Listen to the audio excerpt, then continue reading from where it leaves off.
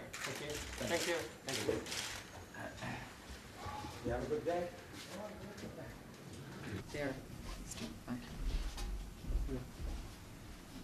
I informed Secretary General that I received today an invitation from the North Korean government to visit North Korea to work toward normalization of relationship between the agency and DPRK, and also to discuss issues of mutual concern.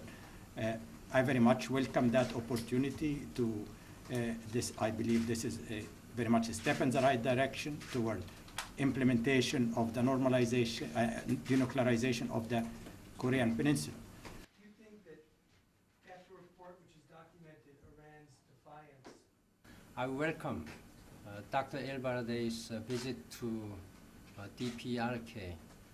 I'm confident that his visit to Pyongyang will make a great contribution to implement the joint statement which was adopted among 6 parties January 13 last month.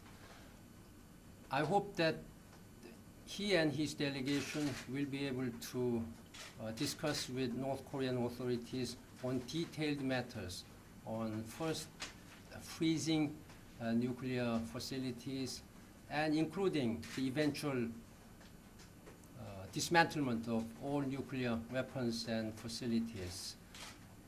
We're obviously also going to discuss issues of mutual concern, as he discussed, and that obviously include how we can implement the agreement reached about the freeze of facilities in Pyongyang and eventual dismantling of these facilities. So the discussion hopefully would be wide-ranging, but the first is how to develop a plan to freeze the Pyongyang facilities in accordance with the agreement, and more important for me, to make sure that they come back to the agency as full-fledged member of the agency.